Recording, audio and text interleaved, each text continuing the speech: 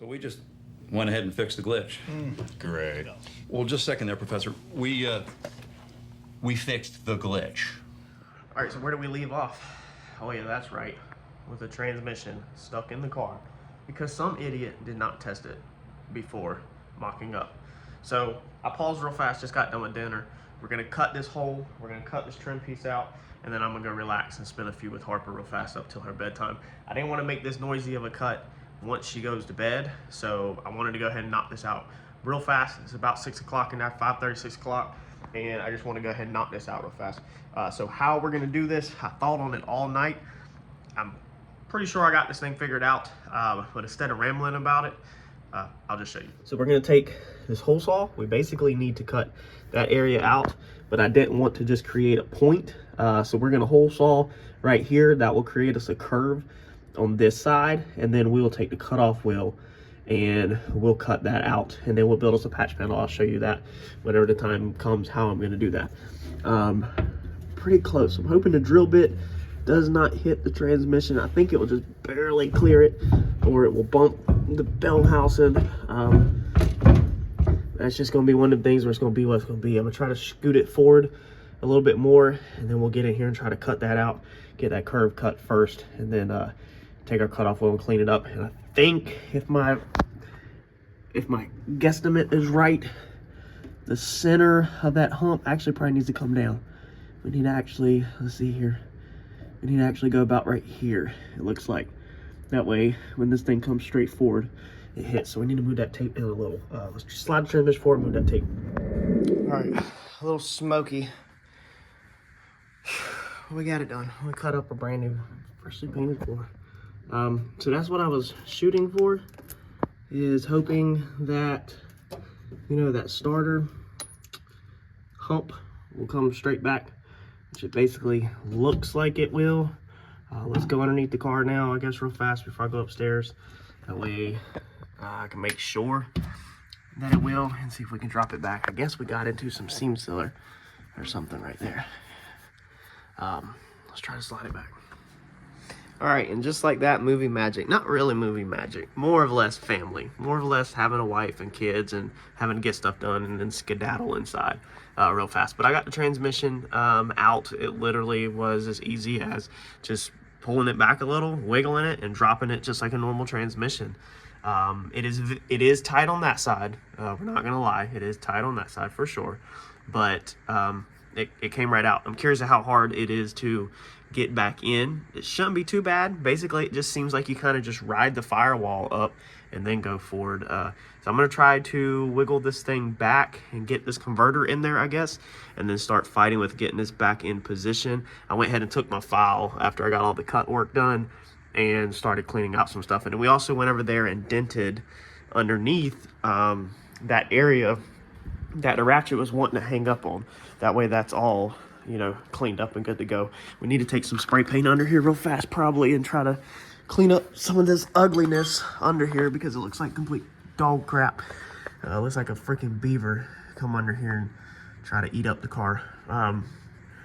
But yeah, it's good to go now. So I'm gonna finish cleaning this hole out up here. Just want to make sure there's no sharp little edges or anything like that, and then start getting that converter in and putting that back in. All right, so I'm gonna try to put y'all on that stand. I don't know how much you're gonna be able to see. This part sucks. There ain't no way around it that this don't suck. Putting a converter in that's this heavy on the ground by yourself blows. And I had to do it last time, and it was just an absolute nightmare. The hardest part was trying to get the thing to go back into there without knocking the transmission off the freaking jack. This blows. I feel like we're gonna knock the transmission off.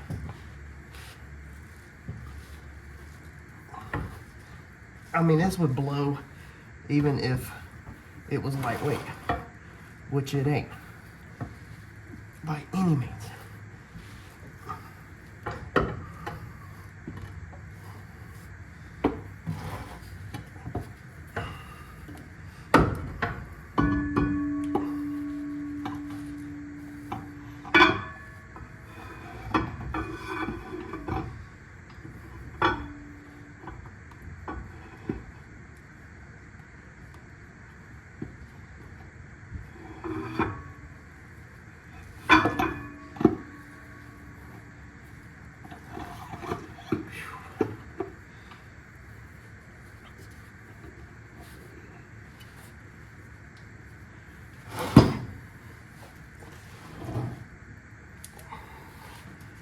And that completely changes the balancing point.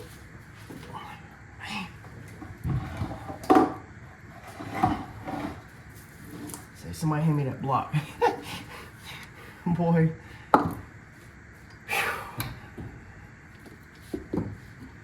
Bet the block's too big.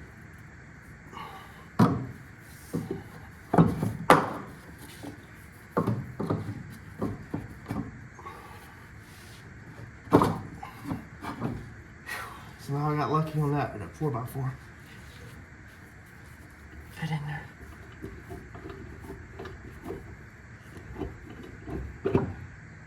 I went 1.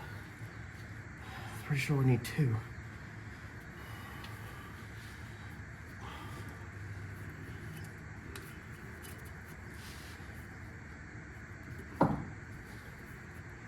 Remember the last time I had such a problem with this, that I took it off and lined the splines up in there to try to get it to go. It was just an absolute nightmare. The last time we made a stator change, and I did it on the ground. And then when I did the reluctor wheel, I did it at Randy's shop on the lift.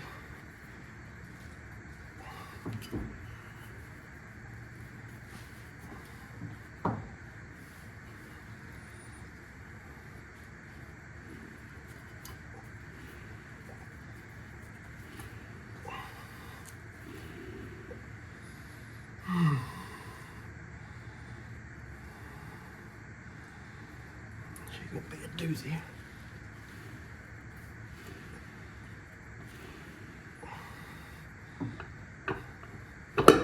There we go. There we go. All right.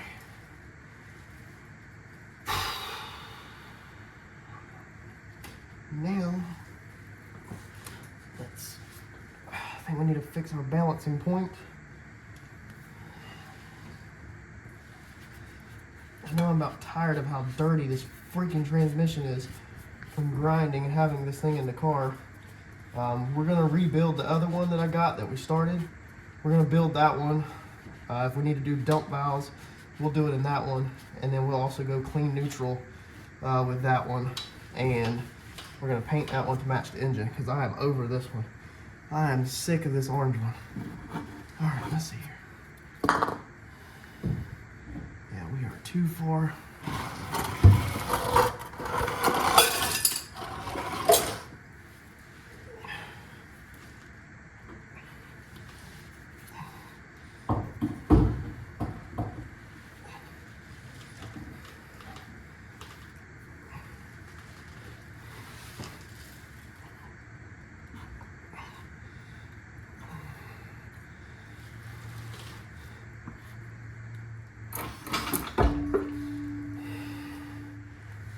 Go to the other side.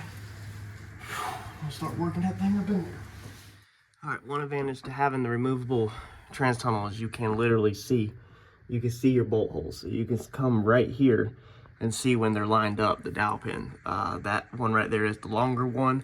That's gonna be the same one on the other side that we drilled the hole. So I can see the dowel pins and I can put that longer one in and then start turning it a little bit with the impact gun just to get some threads to bite. And then once these longer bolts are in, wherever my other one went, we gotta go find it.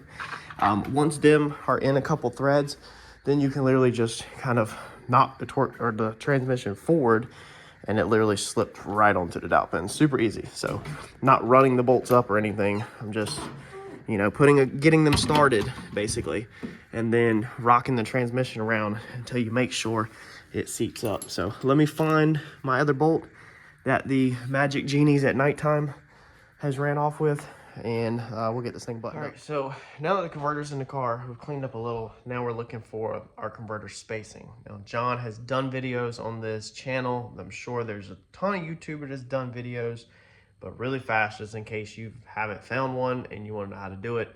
Basically, it's the measurement between where the converter hits the pads. Now, John told me on the phone earlier as I was refreshing my memory, we had already done this in the past when I originally put the transmission in. This is the spacers that we made up for the PTC, some pretty thick washers. However, this is nowhere near what the new one is. 2 of these is too thick for what we need. So John said you're looking for 0.150 inch to 0.200 inch. That's what you're looking for in the gap.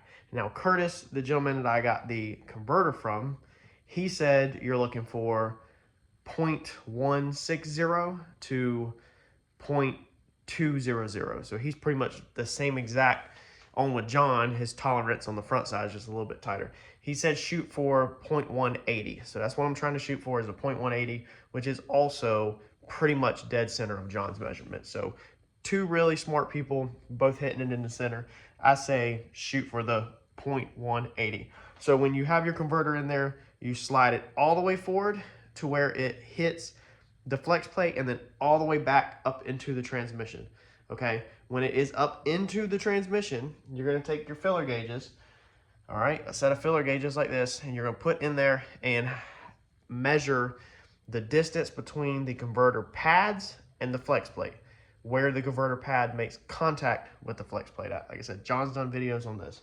So I'm literally just on the bench playing around with some. Basically, to get what I need to make up washers that are about 0.145. That should get me my 0.180 worth of room, basically, whenever I bolt everything together. So what I need is going to be a 0.145. So we're going to take this. That's going to give us a 0.15. 0.150. So that's what we're going to roll with. It's going to be 2 of these. So let's make sure these washers that I got, these are 3/8 washers. They can have variances in them. See if we can get them all close. That's going to be 0.139 with that combo. So that combo's done. Make sure we also are at 0. It's going to be 0.141. So all of these are going to have 0.141. Let's see if we can get some to match up to that. 0.137. 0.137. You're not going to get these perfect, probably. 139, 14, 138, 138, 1395, 14, 1395, 141. I think it's going to be these 3 right here. 5, it's going to be another 3. So that is going to be our 3 guys right there. So we will go underneath there and double check it one more time in the car to just make sure that we are right, which we should be. All of these should measure about the same, and we should be good to go. All right, so hopefully that's our converter good to go. All we got to do now is all the boring stuff. Just bolt the thing up and throw the washers in the other ones, hook the lines up, put the drive shaft back in the car. Brandon is going to make us an aluminum spacer to go from our old mount on the cross member to the transmission. Basically, we lifted the motor and transmission 2 inches. So instead of remaking that whole cross member, like I said in a previous video, we're just going to throw a 2-inch aluminum block in there and then bolt that thing down tight, and that thing be good to go. Problem solved. So the bottom side of the car, we'll be able to button up this weekend. I think Thursday night, I'm going to go shoot over to Randy's and just give them a hand, John and them a hand pulling Randy's motor. And then that puts me at Friday when I get off work at 11. Friday, Saturday, and Sunday, depending on John's schedule for testing. Gives me basically the whole weekend to get the car buttoned up. I don't see why we shouldn't get the car buttoned up, especially if John's gets rained out or if he ends up testing farther away from the house. Then I go, if he goes to Piedmont, which is a possibility, that's a little over 3 hours round trip, or 3 hours there, 3 hours back for me. It's it's a little bit of a lot of driving. So a lot of times I skip on the Piedmont stuff, especially on a Sunday. And if I do decide to, if they decide to go to Piedmont, then I don't see why I couldn't get a lot of stuff done. So make sure you stay tuned. If Mike gets the control arms done, we could even potentially have a roller by Sunday afternoon, all depending on how the weekend goes. Hit that like button for me. I'll catch you on the next one. Thanks, y'all.